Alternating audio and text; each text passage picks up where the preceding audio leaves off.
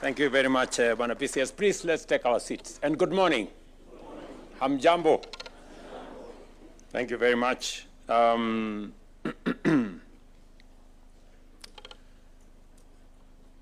Distinguished guests, ladies and gentlemen, I am delighted to be part of our first ever National Productivity and Performance Conference.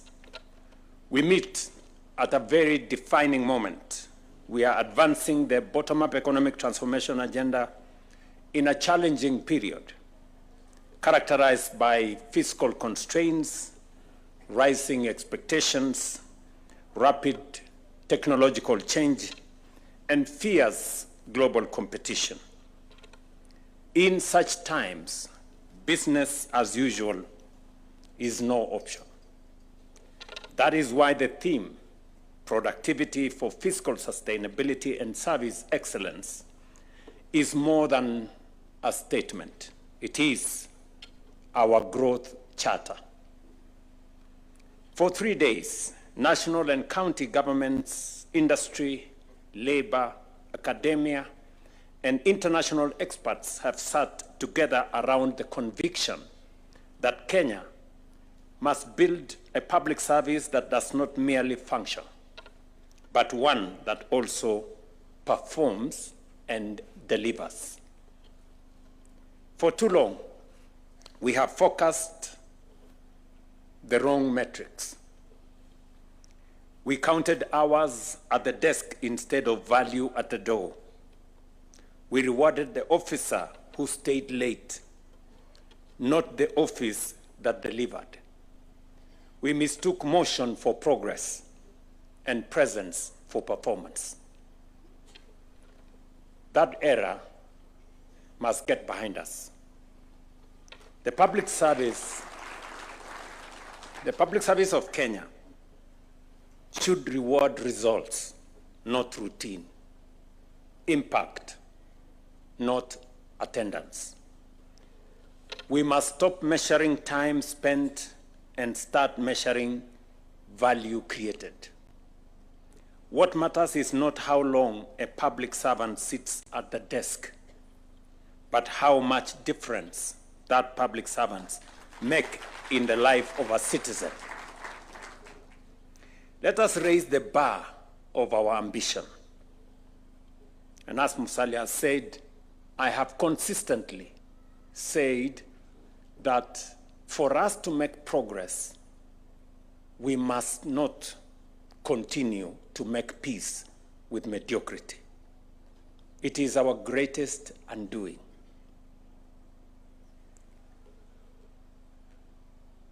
Let us measure ourselves against the very best in the world. The world's most productive economies are not those with the biggest budgets or the most resources. They are those that derive the greatest value from every hour. Data from the Organization of Economic Cooperation and Development, and their representative is right here with us, puts the average worker in advanced economies at about $59 or 7,600 Kenya shillings of output per hour. In Norway, for example, and I was there a few days ago, and in Ireland, it exceeds $100. That is 13,000 shillings per hour. In Singapore, a nation with no oil, no gold, and scarcely any land to speak of, productivity now runs higher than that of the United States. The lesson is simple. Prosperity is not what you possess. It is what you produce. I hope somebody is listening. And prosperity, history teaches us, can be built within a single generation. In the late 1950s, the nations of Africa and the nations of East Asia stood at a similar starting point. Ghana, then the richest country in sub-Saharan Africa, had an income nearly identical to a war-scarred South Korea. One lifetime later, Korea's output has grown tenfold. It transformed itself from one of the world's poorest and most aid-dependent nations into a donor nation, becoming the first country in history to move from aid recipient to aid donor in one generation. What separated them was not resources. Ghana, and indeed Africa, had more gold, cocoa, and fertile land. What separated them was human capital and productivity. Korea invested relentlessly in its people and converted that investment into value. I have been to Korea twice in my presidency, so I know what I'm talking about. And 2 days ago, I had a long chat with the president of Korea. The Korea story is not merely a lesson from history. It is a mirror held up to every developing nation, including ours. Across Africa, productivity grows at barely 1%, maybe at best 1.5% a year, while Asia grows at 3% to 4%. 12 million young Africans enter the labor market every year, with barely 3 million formal jobs awaiting them. No continent can shoulder that weight on stagnant output. Africa will not be lifted by the abundance of its resources, and we have huge resources. We have the largest reserves of natural resources. We have vast reserves of energy resources, including renewable energy. We have huge opportunities for value addition, value creation, but this continent of ours will be lifted by the productivity of its people. Nowhere is this challenge more urgent than here at home. A Kenyan worker's productivity today averages US dollars 7,750 or 1 million shillings a year, placing us at number 142 out of 189 nations. Think about that. Think about it for a moment. We rank in the bottom quarter globally in terms of productivity. The challenge becomes even clearer when we look within our own borders. A private sector worker produces more than 3 times what the public sector counterpart produces. That tells you how much work we have to do to meet our aspirations. And for the record, I juggled with delegating my attendance of this meeting because I had so many competing interests for my time. But I said I will not delegate this one because I needed to come here. Because what we are discussing here is so consequential so important to us as a nation. And we need to speak to one another candidly as a nation. And this is not an indictment on ourselves. Kenyans are among the most enterprising, ingenious, and hardworking people anywhere in the world. It is the problem of our systems. And the systems, unlike fate, are within our power to change. Yes. We are not condemned to be this way. We can change. And we will change. And we must change. Because on that truth rests our future. I have declared that Kenya will become a first world economy in our lifetime.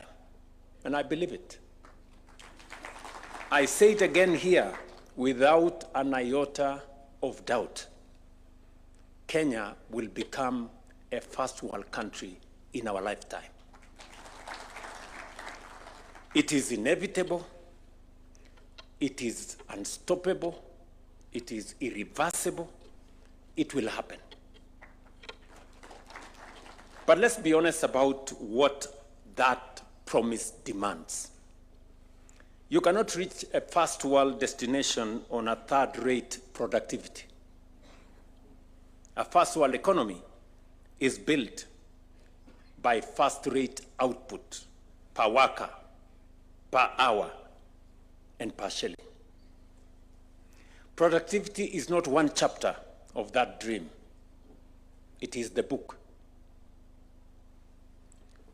If productivity is the destination, then in my assessment and opinion, there are 5 levers we must pull without hesitation.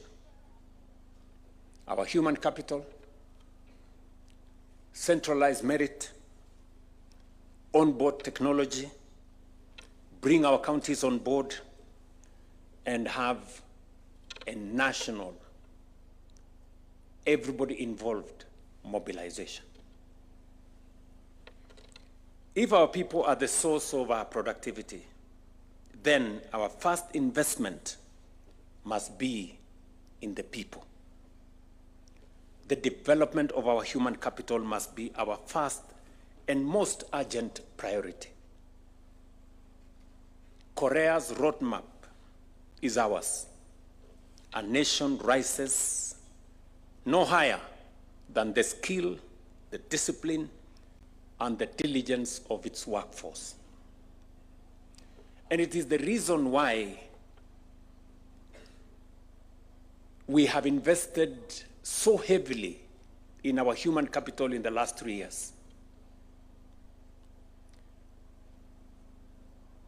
When I asked the Presidential Working Party to look at our education, we were very clear that there were 4 gaps. We didn't have enough teachers. We didn't have enough classrooms. We had a faulty funding model, and we needed to do more research. I see the CEO of TSC is here. She will tell you we have hired 100,000 teachers in the last 3 years, the highest in Kenya's history. And it was not by accident, it was deliberate. We have increased our funding to education from 500 billion Kenya shillings 3 years ago. In this budget, it is 784 billion. Again, it is not by accident, it is deliberate. We have built 23,000 new classrooms, and we are now on course building 1,600 laboratories for our schools. We have increased the budget for our Higher Education Loans Board to enable more students stay in our colleges and in our universities from 15 billion in 2022 to 56 billion this year. So, and I have recently started a new State Department under the Prime Cabinet Secretary's office on research, innovation, science, because we need to develop the highest quality of human capital to power our development. This must be deliberate. And I wanted to say this in this gathering. We must develop, we must have the best human capital. And then we must demand of that human capital productivity.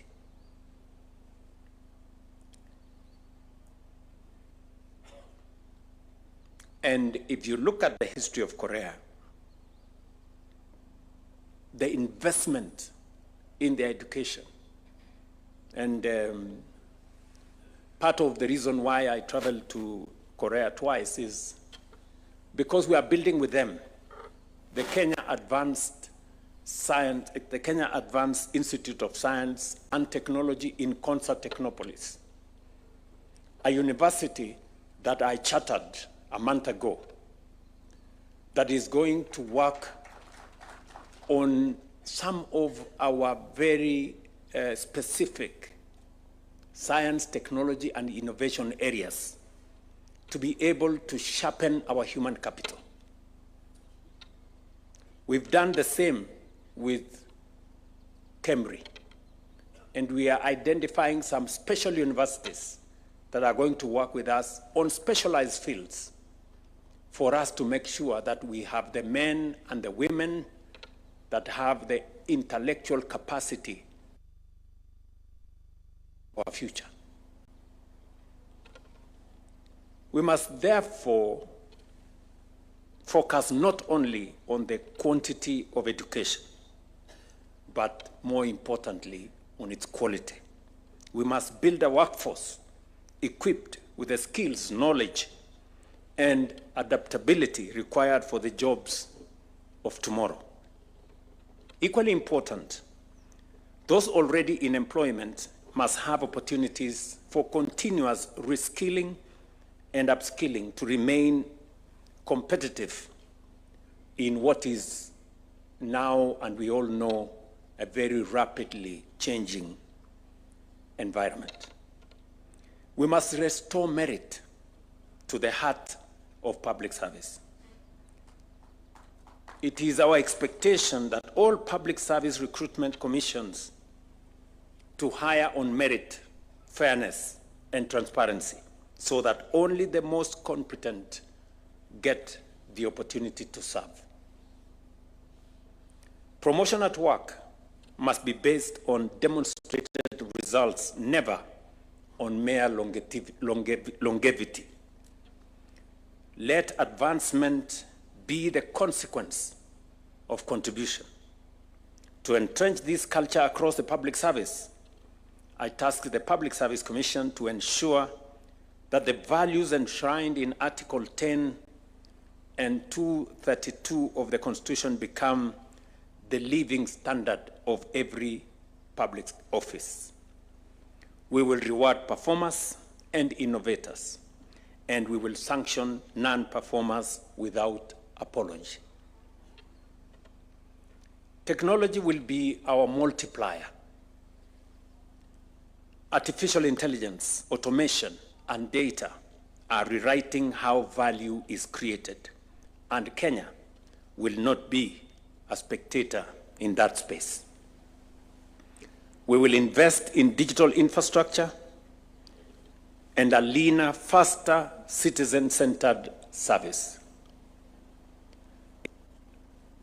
2 days ago, I had interaction with the owner of AI, artificial intelligence, and ChatGPT, whatever it's called. And I asked him a question,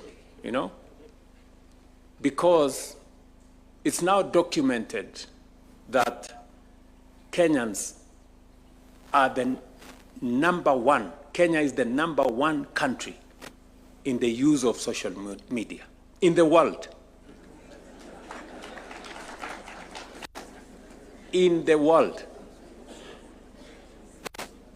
Every Kenyan spends 4 hours and 13 minutes every day on social media. So I was asking this good man, what have you done to my people? You know? And we agreed with him that we are not going to be mere consumers of his platform. We must be co-creators, and we must begin as a country to appropriate the space around technology and how we can use it for commerce, for learning, for delivery of public service, for agriculture, for trade, for investment, not just for all the other things that social media present. But while technology may accelerate performance, culture sustains it. Technology serves people. It does not replace them.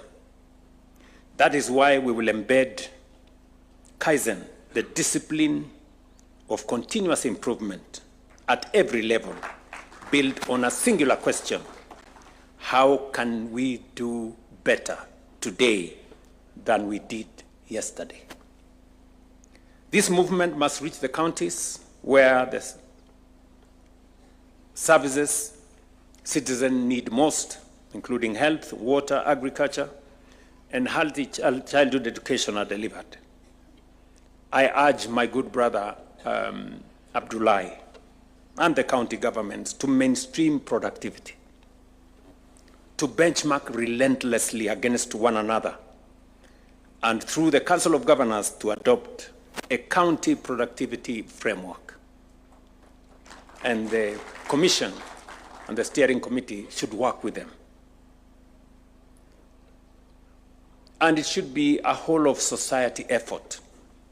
Just as Kenya once mobilized around universal education, infrastructure, and digital inclusion, we must now mobilize government, private sector, labor, and academia together around productivity. Ladies and gentlemen, today we adopt a bold productivity reform agenda. We will re-engineer performance management to measure results, not activity. We will invest in human capital and transform the culture of service. We will tie reward directly to productivity, and we will marry fiscal discipline to productivity so that every shilling collected from taxpayers generates maximum value. We will harness technology under a one government data-driven approach, and we will build the governance and financing necessary to sustain delivery. I have listened very carefully to the chairman of the Salaries and Remuneration Commission, and he has said something very profound about moving our revenue as a percentage of GDP from 14.5% today to 20%. Mr. Chairman, I want to persuade you, we move it to 25%. We can do it. We can do it. Revenue as a result of GDP in OECD countries, my friend is here, is on average 35. The highest, I think, is 45. We are at 14. I mean, we cannot develop this country that way. And let me persuade you, to look at things a bit differently. Many people did not believe that we have resources that we can use, Kenyan resources that we can use to drive some of our most consequential infrastructure development. You know, many people thought for us to do any consequential development in Kenya, we have to go to the World Bank or IMF or banks or borrow from friends or get bilateral loans or things like those. Let me give you one example that is real in Kenya. We have built 300,000 housing units. We have built 480 modern markets, and we are building hostels for 180,000 college and university students in Kenya at a cost of $9 billion. Not a single shilling has been borrowed from anywhere. It's all our national resources. It's all our money. I mean, somebody will ask, where was all this money? We just mobilized it. Us, the people working, you know, with just 1.5%, we have mobilized resources that is transforming Kenya in a very, very fundamental way. Check the skyline of Nairobi. Check the skyline of every city, Eldoret, Mombasa, Kisumu, Kakamega, Thika, wherever. The skyline is changing. Not because we got some windfall from somewhere, because we were deliberate and intentional. So it is possible for us to do this. We just need the courage to do it. You know, the courage to do it. And if there was anybody who was in doubt as to what Kenya can achieve in a very short while, that doubt should be erased. We can do it. So when I say it is possible for us to transform this nation from where we are to a first world country in a generation, it's not talk, it's reality. It is what we can do. Yeah, it's what we can do. And that is why, Mr. Chairman, I wish I had more time for this meeting. But I will create, I have already told you, I am giving you and the steering committee an appointment for Monday, 3:30, because all the recommendations you have read here, we must implement each and every one of them. And I have also some ideas on how we need to do this. I have some ideas. Yeah, because I've been thinking about them and how we move this country to the next level. Don't worry about all the other stories. I made up my mind a long time ago that we are going to change this country. It doesn't matter the consequences and all the other issues, because for far too long, we have made peace with mediocrity at the expense of our nation. There is absolutely no reason why Kenya is where we are today when our peers, Singapore, Korea, Malaysia, are in the first world. What the hell are we doing in being a third world country? Honestly, you know? And people want to make it, oh, it's okay, you know. It's not okay. It is not okay. We have too many people living in squalor. We have too many people who have no jobs. We have too many people who still sleep without a proper meal. We cannot continue this way. We have to change, and it is possible for us to do it. I want to persuade you that it is possible for us to change this nation. We have the resources to do it. We have the means to do it. We have the human capital to do it. And if what we have achieved in 3 years is anything to go by, we can achieve a lot more with the momentum we have built. I am very, very confident about the future of this nation. I will repeat again, good people, we must believe in ourselves. We must believe in our country as we believe in God. This we can do. You know, there are very many people who don't believe in our country. They believe in something I don't know where. You know, you find people very negative about Kenya. And they are Kenyans. I am wondering, so you want to belong to which place? You think who is going to give you their country? You hate yours, so that who will give you theirs? Nobody. If there is a problem in Kenya, let's fix it. It's our country. We must fix it. You know? Whatever it is that is there in Kenya.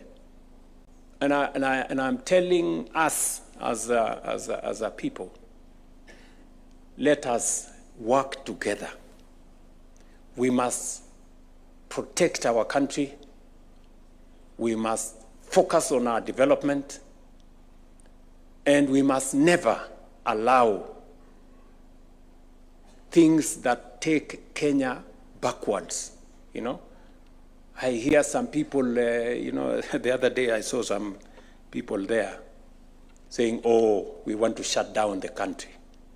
Or we want, you know. We will defend the right of everybody because we are a country that believes viciously in order. We are a civilized nation. We are an organized society. We believe in the rule of law. We protect everybody's right.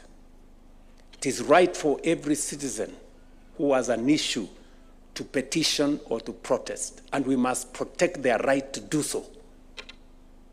We must also protect the right of our children to go to school and learn, and our farmers to go to the farms and produce food so that we don't sleep hungry. And the business people, we must protect them to go to work, to do business. We must protect every worker to go to work so that we can raise our productivity. So we must protect the right of everybody so that we have a functioning, civilized, orderly, democratic, constitutional nation. And we are going to do it together. The public service,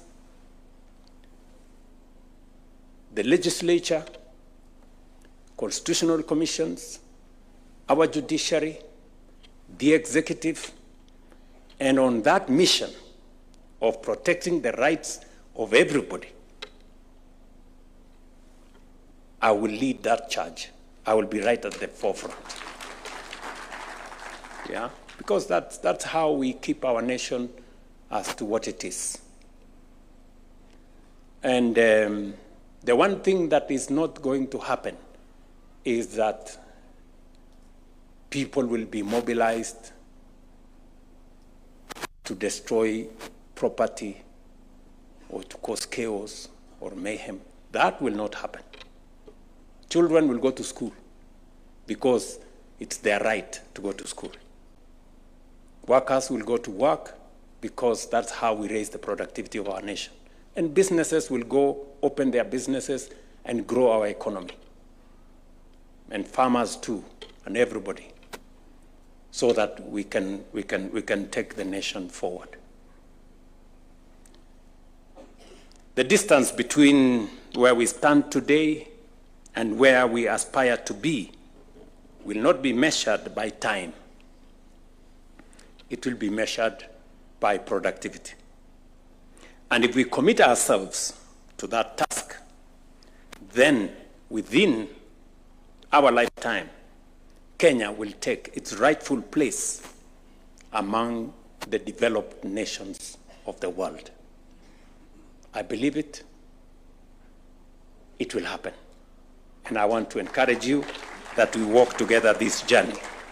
So, Mr. Chairman and your steering committee, 3:30 on Monday. Asanteni sana. Thank you, Your Excellency. With your permission, Your Excellency, I'd want us to transition to the award ceremony. So